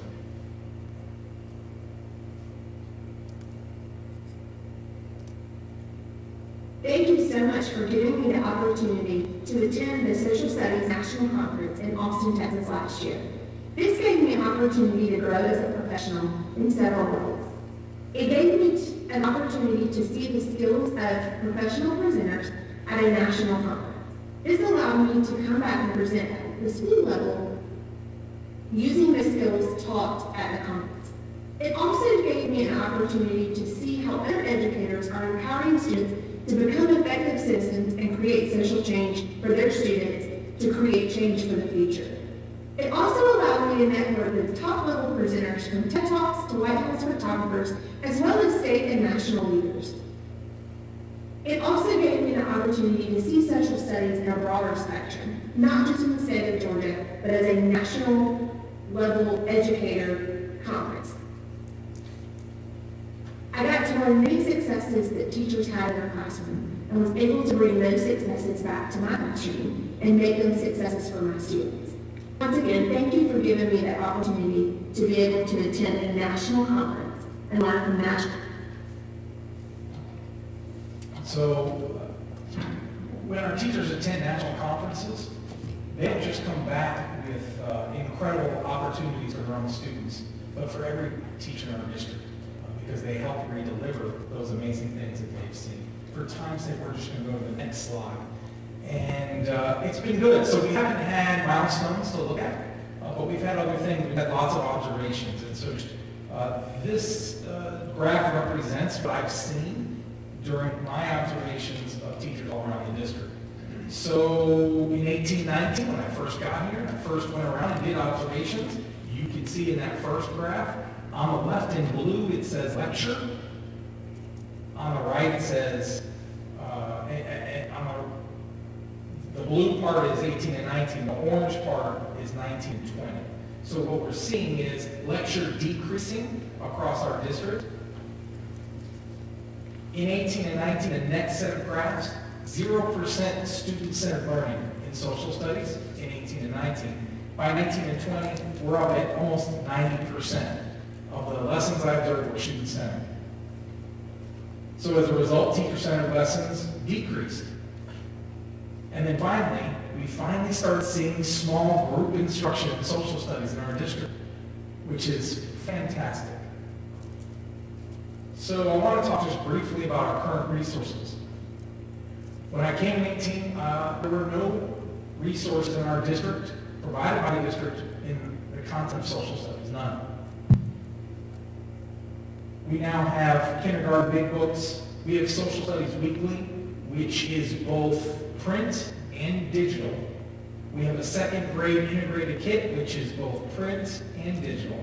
We have fourth grade Newsella, which is all digital. In fifth grade, we have the ABC text and an integrated kit. Both of those are digital, as well as being physical. In sixth and seventh grade, we have both a digital active classroom and consumable texts for every student to hold in their hands. In eighth grade, we have the ABC text and DBQ binders. In world history, we have math and history kits. And in US and econ, we have the ABC text. I say that to you because we have done a lot of work in bringing resources and training to all of our teachers in every grade in our district. So on the horizon, we're going to continue with our Analyzing and Writing Primary Sources training, We've got to do more training in first, third, and fourth, and world history because they just received more resources. We've got to continue to train and make sure that the kits in second and fifth grade are being used with fidelity. And we've got to make sure that we do everything we can to continue to develop our teachers in social studies through our social studies task force, if that's possible. And then finally, milestones. We've got to make sure that we continue to focus, even though there are only 2, on making sure our students are successful in U.S. history and in 8th grade. All right, the last thing, I don't know if you'll be able to see it. I got to come to a quick history lesson. Dr. Moore was telling me to hurry, but I've got to do it. I talk a lot about student thinking, and I sometimes leave out vocabulary. And that's well, take a look. So there's a picture there on your left, and I know it's difficult to see. I wish we could zoom in a little bit. But on the left, you see probably one of my favorite cartoons. And in the middle... Sorry, I was trying to zoom, see if I can get in way. Touchscreen, yeah. In the middle, it has the year 2008. You can see it's a school bus. Who do you think's sitting in the front of that bus? It's President Obama. And so you can start to understand a little bit about what that cartoon is getting at. So I'll ask my history friends next to me, Mr. Brown, what is that cartoon telling me? I would say continuity and change. Oh, you're going to hit the theme there. Okay. I like it. How about just specifically? Why is President Obama sitting in the front of the bus? I think you could, who else is on the bus? I'll tell you, there's a bunch of white fellas behind him. All right, so I would go back to the civil rights movement where Rosa Parks or African Americans were sitting in the back of the bus. And now since 2008, when we received our first African American president, now he is in the front of the bus leading the people that are behind. So as we think about your analysis, which is fantastic, thank you for that. I'll look at it later, but fantastic analysis. But think of all the vocabulary you just went through. I mean, we don't think about it because we're old people and we know who Rosa Parks is, but for kids, think about all that vocabulary. 2008's presidential election, President Obama was there, President 2008. By the way, we have students who don't know who President Obama is. Think about the ages. That's how old we're getting. Sitting in the front of the bus, you have to understand what happens in 1954, right? And then later in 1957, Rosa Parks gets on the bus. Like all these things are put together. So we can't underestimate the power of vocabulary in social studies, which is why we have those ABC texts and we have so much work that we do to enhance social studies vocabulary. So thank you for that analysis. I would love to answer any questions you might have. Any questions for me? No, but Mr. DeSario, I see you on the bottom here. I wanted to point you out to my colleagues on the bottom of the PowerPoint here. I see that. So I put a little Easter egg in there because I get it. You guys have to sit in these presentations a lot. I wanted to make sure you have a little fun. If I have a prize, I'll give it to you. That was going to be my next question. What is the prize? Another Easter egg next year. Any other questions?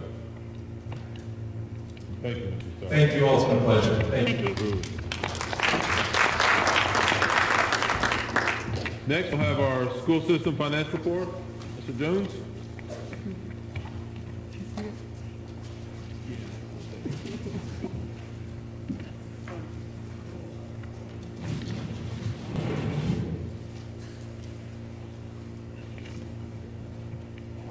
Good evening, board members, Chairman. Good evening. Social studies and then finance. I tell you, if anybody found the hidden thing I had in the board report tonight, you've had a couple days to find it since before Thanksgiving. So I hope you found it. It's really sticking out easy for you. This is actually going to catch us up.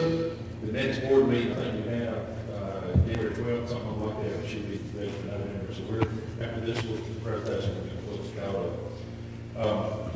One of the things we looked through the report, revenues are tracking a little bit lower than the previous year. One of the reasons for that is property tax bills that were sent out a little bit later. They'll be coming in due at the end in December, so those figures are going to track up. So if you're looking at this report, come next month in January, obviously that revenue percentage is going to go drastically the other way. Expenditures are trending a little bit below the prior year, which is a good thing, going the opposite way. And I'm in your bullet point presentation here, one page summary. Interest rates I just put on there, you all, if you have any money in the bank, you know that's not really running a whole lot right now. So our normal process of that again is to put revenues in the state pool and pull them down to our local accounts when necessary.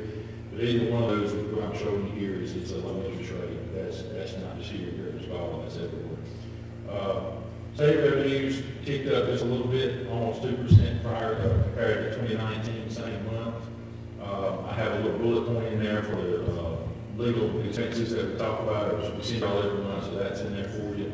And just to remind you, with our audit getting done, we had our final step over Thanksgiving break, which was I had to submit that to the federal clearinghouse. That's been done. So now this week we'll be applying for the 2 awards that Griffin-Spalding has been receiving annually for some time. So I'll keep you abreast on that, and that comes through for us.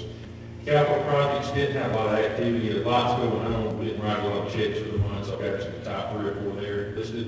Nutrition, again, like I told you before, this is through October, so not a lot of activity for in-person, just getting started back for that.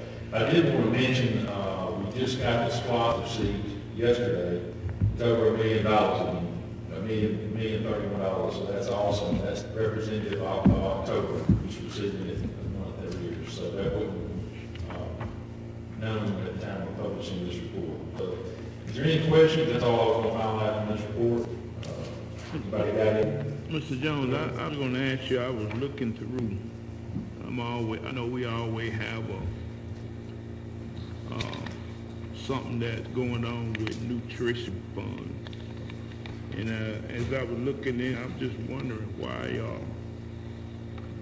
on the statement of revenues and expenditures, on the general fund, why are we why is it zeroed out? I know we get some money from because of this COVID, but why is it zeroed out for the budgeted and current month and is zeroed out? What page are you on, Mr. Holmes? The third one should be the third one back, fourth one back.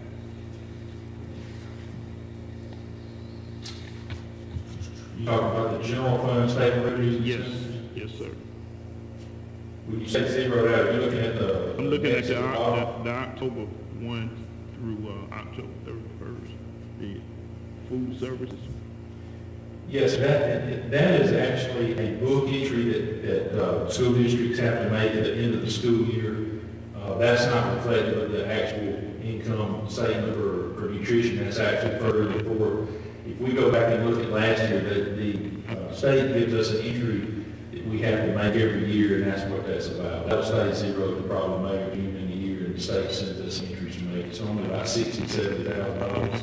I can get with you and show you that later. That's why there's nothing reflected there. Can you tell us? I was looking at student transportation, and it looks like we're like $1,461,000 under the projected budget. The 1.461 is actually year-to-date expenditure, sir. So the remaining budget is at 3.5 million. You can read that left to right. Is that the column road? Right. And I know that the budget amount is 4,999, but I was using my public school math to see where we are. And that shows us like we've only used like 29% of that budget. Yes, sir. And with virtual learning, there's a lot of savings that's assumed going on at the beginning of the year, Jake, and probably after that, we're running school buses in August, and things of that nature, so we're running a little bit ahead of budget. Yeah, that's what I was looking for, and especially under the food services, looking at how much were we on the budget, because we always seem to have an issue with the with funding for our food service funding, and I was trying to see how would we actually stand it with our food nutrition budget. Right, if you flip on back towards it, I'm not sure what this page number is on this thing, before the SPLOST stuff starts, and you look at the actual income statement for nutrition, it's actually kind of what I would call in the whole 650,000, because there's not a lot of revenue that's been generated yet, and that's something I want to be meeting with Mr. Aigan. That's what I was looking for, but I guess I didn't know. How many pages back from? Probably about 5 or 6 pages. Okay. Guess I missed it. I didn't see it.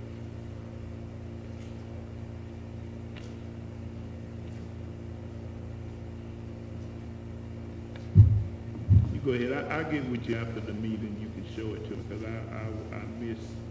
missed that line out. And I just wanted to see where we were standing on our school nutrition. Board members, any other questions? I would just have a real quick one, Mr. Jones, with the link that's on the nutrition page that was established earlier this year for the school lunch debt. Are you familiar with that? Mr. McLemore helped me get that to pay off. One of my passions was to be sure students are fed a hot lunch rather than an alternate meal. And we set up a link to where the community can donate money. You may need to educate me a little bit on that. Okay, I will. I'll get in touch with you this week. Okay. I was just curious about the balance in that. It was pretty strong, obviously. Should be still strong because we haven't. I'll be glad to do it. Okay, thank you. Quick education on that. Thank you. All right, thank you. All right, Mr. Brown, our GSCS School Justice Partnership in that discussion? Yes, sir. Thank you, Mr. Chair. I first wanted to say thank you to our board attorney. After our equity workshop that we had, I was just thinking about the different events and things that have happened, not only in our society, but what happened right here in our own hometown with the recent events at Griffin High School. And just thinking of ways that the school system, the Solicitor General's Office of Spalding County, and the District Attorney's Office can work together. And surprisingly, Mr. Shepherd said that was a good idea. And I was like, oh my God, 2 years. Did I agree? The first time we've agreed on something. So I knew that we were on a great road to do something great, not only for our school district, but for our community. And so thank you for the opportunity to address members of this body and those attending in person online. The historical educator in me will generally look at things through a social study lens, using the phenomenon of social and political. In the words of Mr. Cesario this evening, everything is social studies. Dominique Armani Jones, known professionally as Lil Baby, is an American rapper, singer, and songwriter from Atlanta, Georgia. Some of you looking like, who is Lil Baby? I'm going somewhere with this, guys. He rose to the mainstream fame in 2017 following the release of his mixtape titled Perfect Timing, becoming one of the most prolific and prominent figures in trap music today. Throughout the 4 minutes of this entire song, called The Bigger Picture, you can hear the anxiety in Lil Baby's voice as he flows in all three of his verses, as he unfolds his feelings and empathy surrounding social issues. And I must take this time and quote this 21st century prophet. He said, "It's bigger than black and white. It's a problem with the whole way of life. It can't change overnight, but we gotta start somewhere. We might as well start here. We done had a hell of a year. I'm gonna make it count while I'm here." As an educator, I'm sure most educators would agree that we've dealt with student behaviors that were not ideal. We've learned about students, and most of the time, they are looking for attention. This helped me to realize why they were acting out and gave me space to address any underlying discipline problems that stem from both in and out of school. With the recent events happening in our society, I am a strong belief that we must present opportunities to our scholars and their families to be successful. Sometimes the choices of our scholars, the choices that they make, can lead them down a path of no recovery. As policymakers for America's greatest children, those serving our school district, we must be proactive and creative in our approach with solutions to the problems which may occur in our school district. The GSCS School Justice Partnership will divert low-level offenses from arrest and prosecution to progressive discipline strategies. It can mean a little as a warning to the student, but can also involve referrals for counseling, school discipline, and programs such as restorative justice or drug treatment based on the situation and the scholar's needs. The GSCS School Justice Partnership will be based on the model that was developed in Clayton County School System by Chief Juvenile Court Judge D. Tess.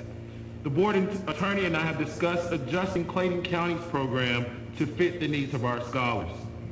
Please see the hyperlinked articles which I have provided for you in an email with the letter, which talks about the design to restore the principles, which talked about the second chance court, and dismantling the school to prison pipeline.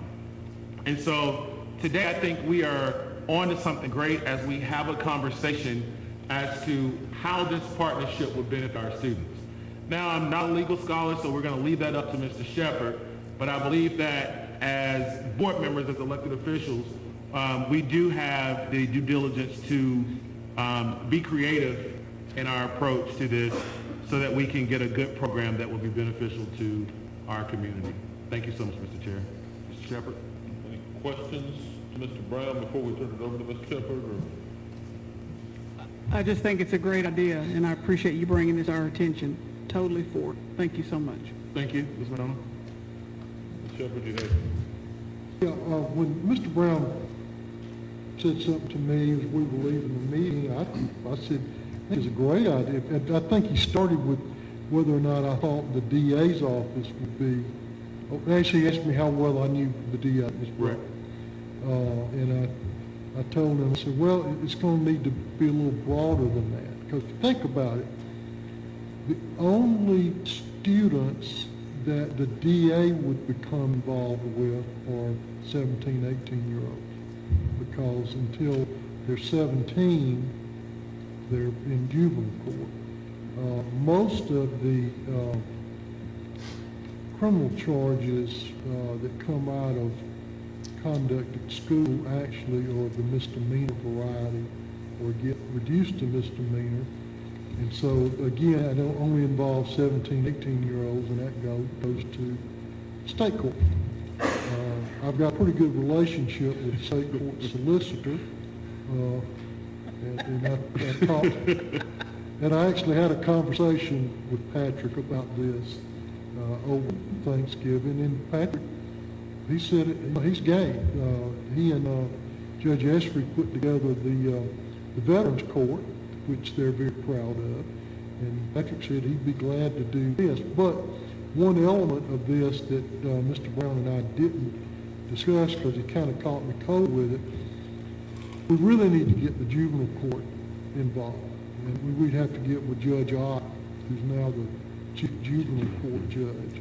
And then the other two entities we would need to get involved are basically the police and the sheriff's department. Because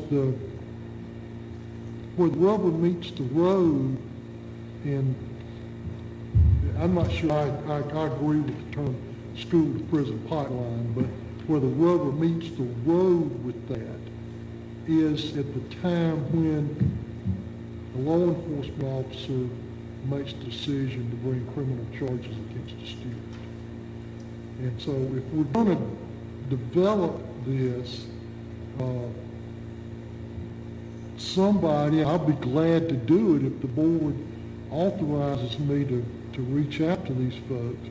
But we're going to need to get these folks to sit down, talk about it. I can get in touch with Clayton County Juvenile Court, get a copy of their protocol, because it's a written document that they developed, and sit down and look at it and let all the players down here look at it and see if we can adapt it to us. I know it's kind of a long-winded way of responding to what Mr. Brown said, but it's not just a matter of the board saying, hey, let's do this. We're going to have to get a lot of folks that we don't necessarily control involved and get their input. True. And I think it's a great segue to be able to make a plug for what's happening on December 15th, that we're getting the students already together with law enforcement in the auditorium and piggybacking off of that and moving forward, because in order to really make those changes, we've got to do some things differently than what we've always done. And so I'm full behind sitting down and talking and seeing what that can look like. So I say let's empower them to begin that process. Everybody good with that? Yes, sir. Sir? We definitely should. Okay. Awesome. Anything else? I'd like to say that we discussed this, Dr. Kennedy, Ms. Aigan, and myself, and we are really enthused about this process as well. We've already taken some steps to tweak our discipline code of conduct to align with PBIS, and we're looking forward to this implementation as well.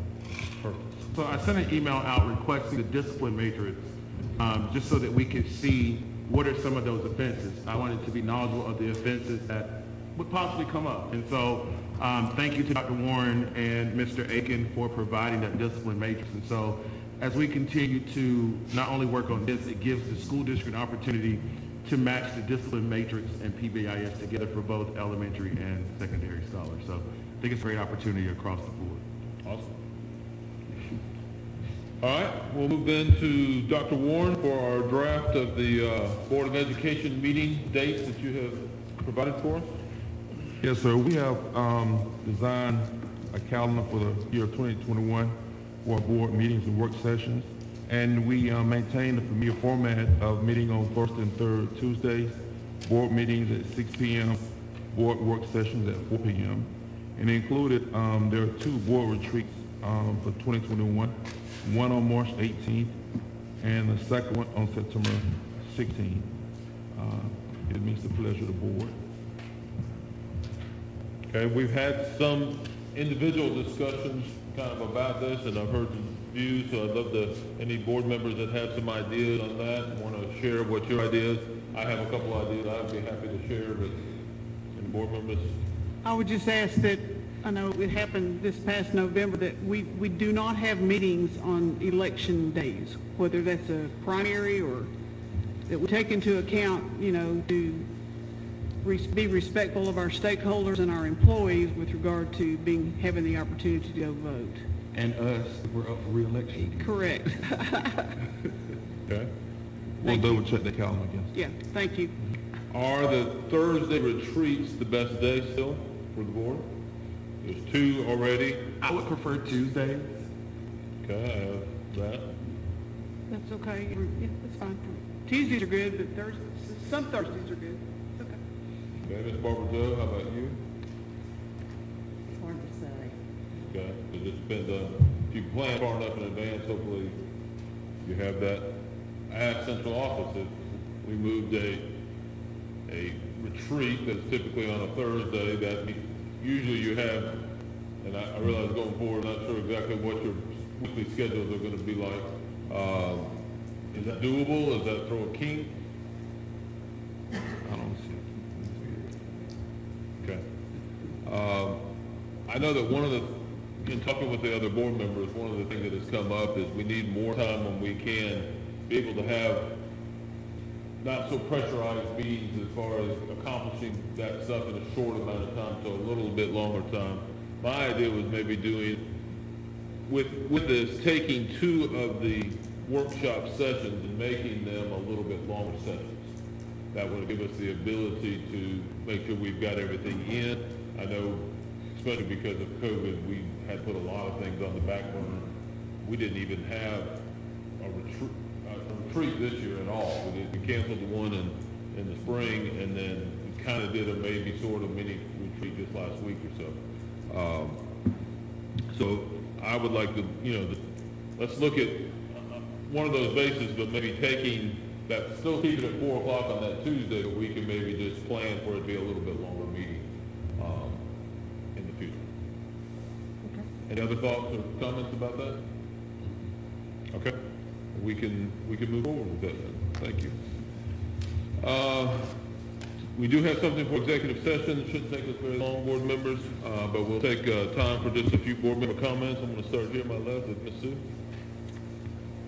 Just thank you to everyone that is listening and to all our employees that are going through the war zone that we don't see, and we appreciate you more than you know, and just say thank you to everyone in this room also. I'm glad y'all got to see me. Hope you had a wonderful Thanksgiving. And if I don't see you, have a Merry Christmas. I just want to thank our staff, administrators, our teachers. I just can't thank you enough for everything that you have done. Please know how much we appreciate it, and it is noticed that you're putting in extra hours, and it's a real team effort right now with all of us, and I just appreciate you. Since Tim Shepard has agreed with me, I have nothing to say. I do want to say too that I'm very appreciative of all of the staff and everything that is going on. And those that are watching or listening, some of the things even brought up in the public comments, those we are inquiring as board members of what those latest updates are. We're talking about those things. Central office is aware of that and trying to work on some of those things. So I am excited that we have some, I would say, stringent protocols in place in dealing with this. I think the board really pushed our staff to get to those guidelines and those protocols. But I said this in an email to the board, that they're only as good as if you follow those protocols and guidelines. And so we just have to continue to stay with that, and I know that we're going to. With that, I would give Dr. Warren just one more second if you had any comments or things not that you have to, but if you had something.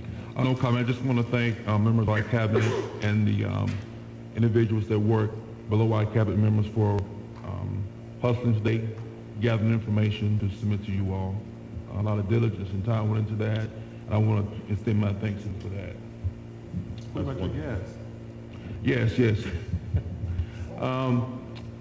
Dr. John Harper, stand please. A little nervous on my first need. Dr. Harper surprised me, came out today from Cartersville, Georgia. We've been knowing each other since 1999. He retired as a middle school principal in South Carolina, moved to Georgia, him and his family, hired me as an elementary AP in Houston County, split position at Parkwood Elementary School. One of our first incidents dealing with two little girls that got into a fight in the gym, and they were sitting in chairs and their feet couldn't even touch the floor, they were just swinging. And we looked at each other like, what are we gonna do?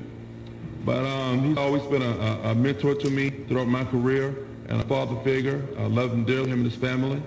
And again, just shows our relationship. He took the time to sneak down here and surprise me at our meeting. And he's with his friend, Mr. Blackshear, photographer. So thank you, Dr. Harper, for coming down. You got to keep better company than Rick Blackshear, man. Absolutely. Board members, then I would entertain a motion then to go to executive session. So moved. I have a motion by Mr. Holmes. I have a second by Ms. Cook. Chair, what are we going into executive? We're going into executive session for the discussion deliberating on the employment of personnel. The standard. Yeah. The standard reason. If you'd like, yeah, I can ask her. Dr. Warren, I know that you'll be there for that. Can we ask Ms. Stephanie if she'll say, because a couple of the questions have to do with the she's still right there.